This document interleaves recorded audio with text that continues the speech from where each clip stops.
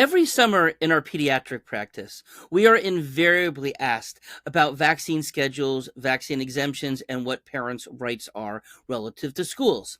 Now, exemptions do vary from state to state, but I'm going to share what I know about exemptions overall, scheduling, etc. But also, I'm going to go into the details of the Florida law because that's where I am really an expert. So let's talk about it. Hey everybody, it's Dr. David. So as a pediatrician for 25 years here in the state of Florida, but also somebody who has been looking at the vaccine story throughout the country, as we've seen certain states such as California and New York change around what they're allowing or not allowing in terms of exemption. So I feel like I have a pretty good lay of the land what's out there. Now, people do consult with me out around the country when it comes to vaccine schedules, helping people understand what their state laws are. Being both the son of and brother of an attorney, I have a little bit of understanding of like reading through laws and stuff like that. So I'm pretty good at helping people suss that all out. Now, also, of course, I'm involved in lots of areas when it comes to health and education overall. So again, this is really where I do spend a good amount of my thought, but also a good amount of my time when I am talking to families in the clinic. Now, first of all, as you may know, I do have a very unique approach and philosophy when it comes to both medical and educational choice. Okay, and I do defend every family's right to determine how they wish to proceed, whether it comes to, and this is true not just for vaccine rights, but also, as I've talked openly and freely about, regarding reproductive rights, regarding gender identity, school choice. All of these are things that each person, each family has to make a decision for themselves as to what's best for them and their family. Now, of course, most people have very strong views about all of these types of topics, okay? And I really wish that people would just be more respectful of what another person's take is on it and what they want to do, just like I would hope that you would want to have your decisions, your thoughts respected as well. So again, if we can all use a little step back and realize, hey, I want to be able to make my own decisions, but do I really have a right to put that much of an input into somebody else's decisions? Okay. Now, of course, with vaccine rights, it is a bit of a difference in that all of those other things that I was referring to is mostly just impacting the person themselves, right? And and so how what is, but of course, with vaccines, there is a bit of a difference that we all need to be mindful of because of contagiousness, right? So most of the diseases that are vaccinated against are contagious, are infectious. Now, of course, there's lots of conversations to say, well, how likely is it as a person to catch the infection? Obviously, things like tetanus is not even contagious at all, yet it's part of the school schedule. But we're not going to be really getting into the pros and the cons of the individual vaccines today. We're more just talking about what people's rights are. Okay. Now, as far as the information, it's also clear. I am not endorsing any particular plan that a family wishes to do that I hear about. I am helping families understand what's going on. And, if there are people who want to put vaccine schedules together, of course, I'm very happy to help them accomplish that as well. But I do feel it is the parents' both right as well as responsibility to do their homework, to do their research, to look at reliable sources, talk to their medical professional. Now, I realize that that's a bit of a challenge because in a lot of medical practices, if you don't follow exactly their way of thinking, the CDC schedule, that you get the boot. And I realize that that's a big challenge, and I realize that's kind of why a lot of people do come to our practice is because of the fact that we respect those individual choices and help them accomplish their goals. Okay, now, as far as this go, we want to make sure whenever we are doing a vaccine consultation in our practice that it's open, it's non-confrontational. I'm doing more listening than they are because I want to know what it is that they want. Okay, and in our practice, parents can certainly choose to do all of the vaccines, but they can also choose to do some or none. They can do them on time according to the CDC schedule. They can do them split, or they can choose to delay. I will work with them. That's the state of Florida allows me to do that. Okay, and so. So I think that's just also really important, having somebody who you can talk to that's being open-minded and can help give you the guidance that you need. And, as I tell parents, a decision made today is not a decision that has to be set in stone, of course, unless you give a vaccine to somebody because you can't suck it out of their body once it's been there. But I've certainly had people who come to the office who say, hey, my kid's got a cold today. I don't want to give a vaccine today. Okay. Or, I've decided that I'm not comfortable giving that vaccine at all. Again, okay. We'll bring it up again. But again, I want people to feel comfortable about this, not that they feel worried that it's going to be an antagonistic situation. Okay, now in terms of the school vaccine exemptions themselves, as I said, it does vary from state to state, although there is some aspect on the federal relative to the CDC. And in particular, it is important to note there is no medical exemption that carte blanche would exempt an individual student from all vaccines. I know people talk about certain types of cancers, immunodeficiencies, but if you look at the package insert, it's not all are complete or would be exempt just because of that diagnosis. Okay, I know people have asked me about that. I've seen other doctors do that, but in my practice, I know that that is the reality. And even if somebody had it, had all exemption because of a medical decision, I won't grant it to them because I've also, one of the things is I've been in frequent contact with the health department here in Hillsborough County. They are aware of everything that I'm doing. I run it all by them to make sure that I'm not running afoul of law. I certainly am not going to jeopardize my medical license. And so, everything that I'm saying to you is also stuff that's been vetted by our health department, who, of course, is the one who is the overseer county by county of the schools, the school's vaccine records that has to be on file for every child.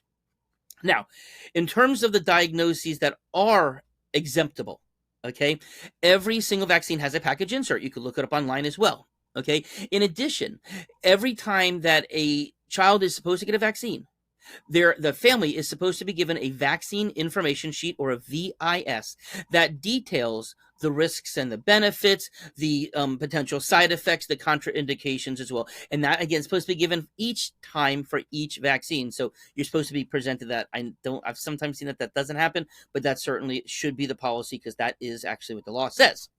Okay, now, one thing, though, that is clear for all of them: if you've had a negative reaction, if there was a significant reaction to a vaccine, don't give it again.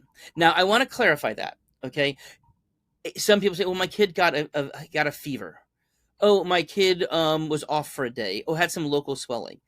That in and of itself actually doesn't concern me. A fever is part of the immune response. So if mounting a fever when you're trying to elicit immune response, which is what a vaccine does, okay, that's the body doing what it's supposed to do. Okay, and of course, injecting anything into somebody can get a little local redness and swelling. That shouldn't be the whole leg, shouldn't be red and swollen. But if there's a small circle, again, that doesn't bother me. And again, when the immunological system, the cytokines are all kicking in, you can feel off for a day or two. So of course, I'm much more concerned about anaphylactic types of reactions, or more serious reactions, very high spiking fevers, a seizure or something else like that. Then that, of course, would be much more of a concern. Now, of course, they always say, if they say, not just if you've had a reaction to that vaccine or one of its components, but here's what the challenge is, because now there are vaccines that there's in one injection, there's actually 3 different vaccines, like the DT8, the DTP8P, the polio, and the hepatitis B, or those, and Haemophilus influenza B.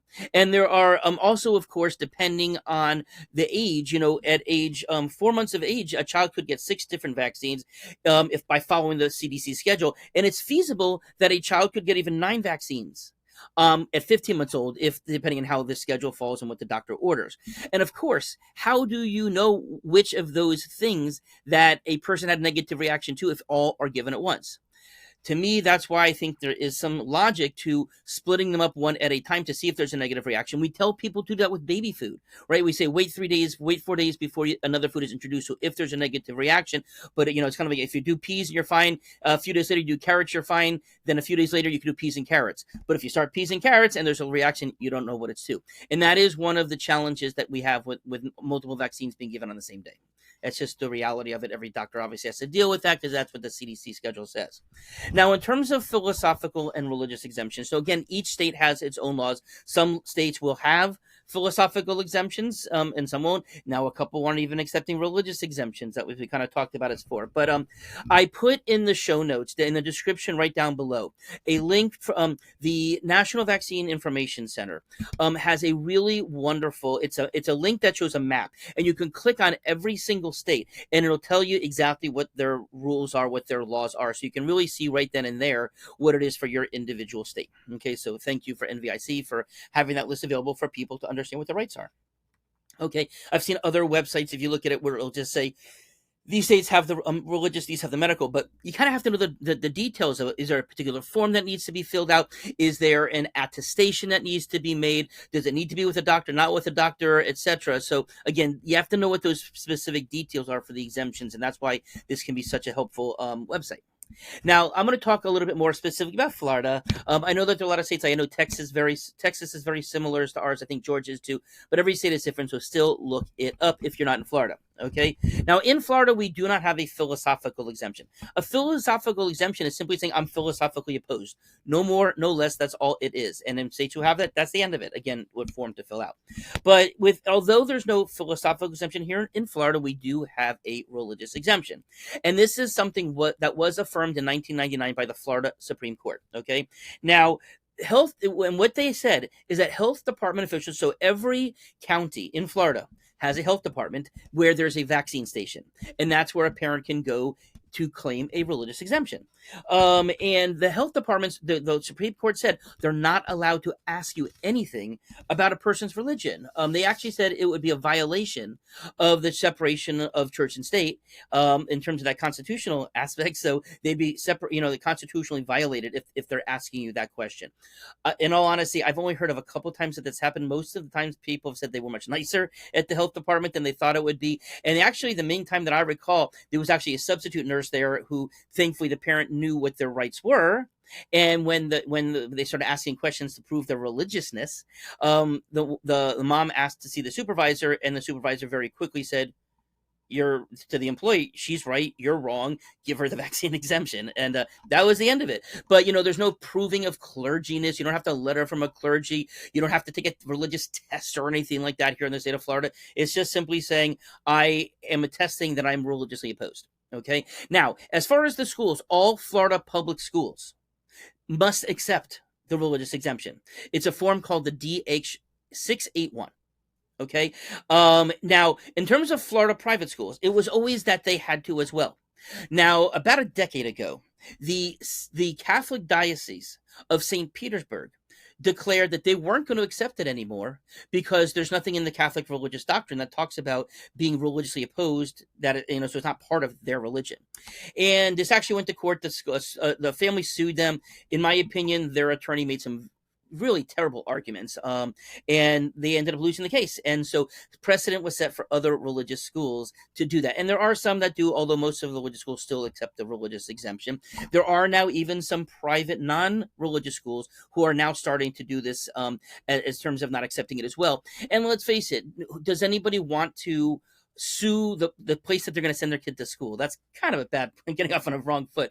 So most of the families will either comply with the vaccine and do the schedules, or they will go find another school. Now, it is important to understand that the way that the law is written is that until a child is completely up to date, including boosters, they're actually given a temporary medical exemption up until when the next vaccine is supposed to be given. But the Florida law also does say that I am attesting, so this is the medical exemptions with the doctor's right, I am attesting that this patient has commenced a schedule to complete. Okay, so that means start. So in our practice, as long as the patient has started and has a schedule to complete all of the vaccines, and we have it documented, then I'm comfortable giving that form out because they're doing what the state says. And again, that may be very different in other states. Okay. Now, of course, it is important for people to realize that, those students in Florida who are homeschooled, that the the vaccine mandate is not part of homeschooling. So homeschoolers don't need to have an exemption because they're not required to submit the forms in the first place. Okay, that was a lot. Now, I, of course, hope that this helps parents get a deeper understanding of what their rights are. Of course, I also hope that a family can find a medical home, a medical practice, a pediatric family care practice that will respect their rights and will work with the family based upon what there are. Of course, I realize there's not. That's why there's practices like ours around. But also, if anybody does need any additional help trying to navigate their way through this, of course, as part of Dr. David, MD, and the health education choice aspect of what we do, I do educational consultations for anybody who wants to get more information. Have a nice day.